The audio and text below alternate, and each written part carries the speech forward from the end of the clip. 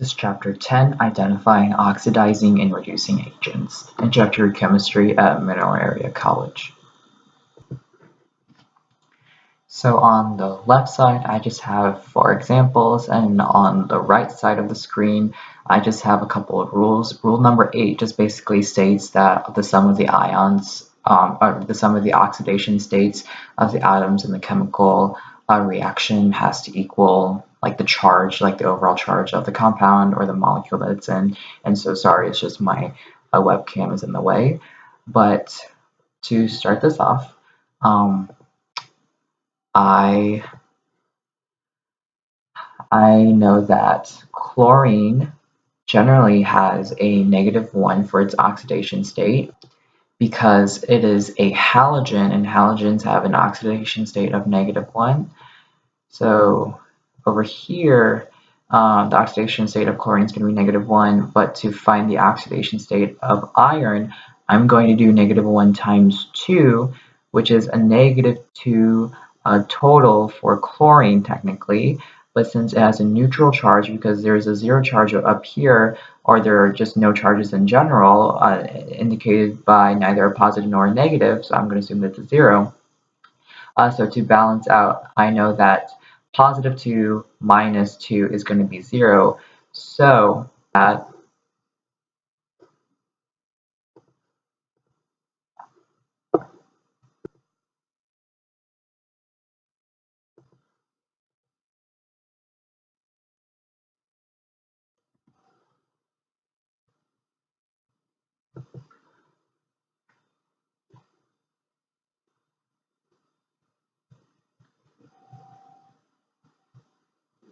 and so since sodium is by itself over here, it's in its naturally occurring state, so the oxidation state is going to be 0. Chlorine, remember, it has a -1 charge because it is a halogen, and so to balance that out, it's going to have an oxidation state of +1. Sodium is going to have an oxidation state of +1 for sodium chloride as a product, and so that means that sodium is oxidized because it is losing electrons, right? If it loses electrons, it gets more and more positive, so it went from 0 to +1. So sodium itself is oxidized, and sodium itself is also going to be the reducing agent. So on the second example, oxygen is by itself, and it's in its naturally occurring state, so the oxidation state is going to be 0. The oxidation state of the oxygen atom in a compound, rule number 2, is always almost a -2.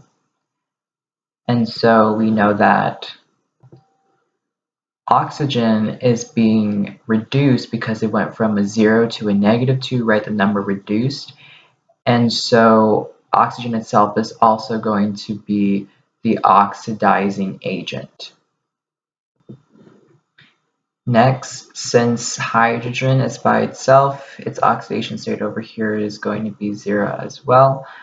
And the oxidation state of hydrogen and water for the products, since oxygen is a -2, H2 is going to have a +2 charge, but one hydrogen atom is going to have a +1 charge, right? Because 1 times 2 is +2, and 2 minus 2 is going to be 0, which is going to give the water molecule its neutral charge.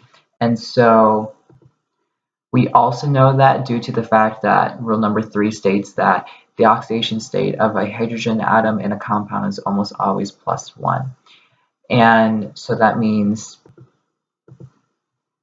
that the hydrogen atom is oxidized, and so hydrogen is also the reducing agent, right? If it's being oxidized, then the number is going to increase, so it went from a 0 to a +1, which meant that it lost electrons, so it's becoming more positive. But since it's oxidized, it's also going to be the reducing agent. So on the third example, oxygen is by itself over here, so the oxidation state is going to be 0. Over here, I'm just going to be working with oxygen on this side, and you'll see why in a second.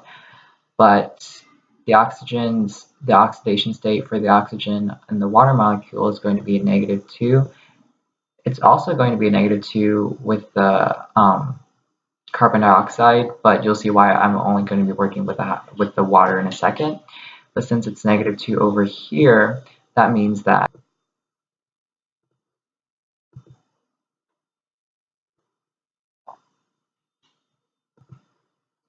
oxygen is being reduced. It went from a 0 to a -2, and so the number is reducing, and oxygen is also going to be the oxidizing agent because it is reduced itself.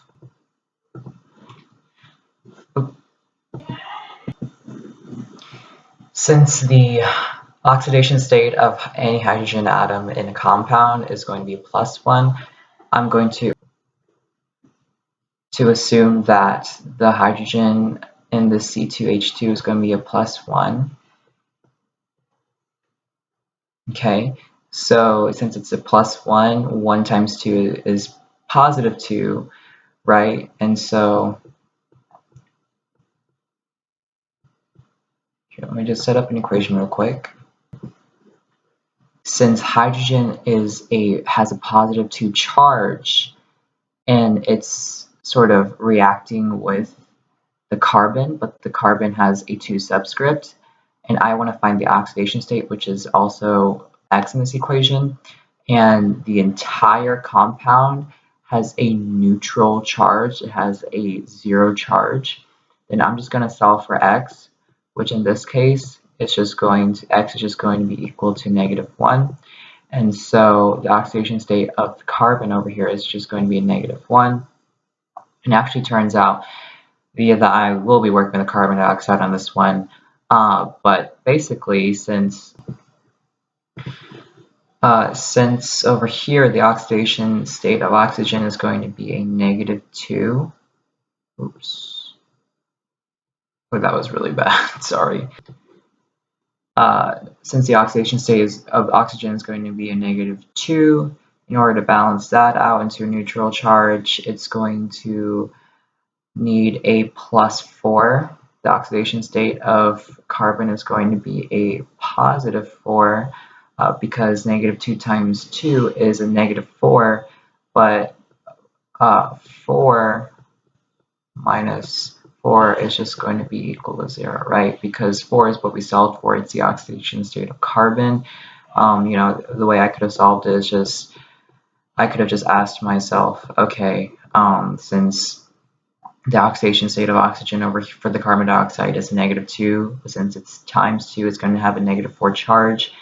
The carbon in the carbon dioxide only has a 1 subscript, and so that's why there's only X by itself. It's technically 1 times X, but it's also X, right? And so it has to equal 0 because that's a neutral charge. I just solved it for X, and it's just going to be 4.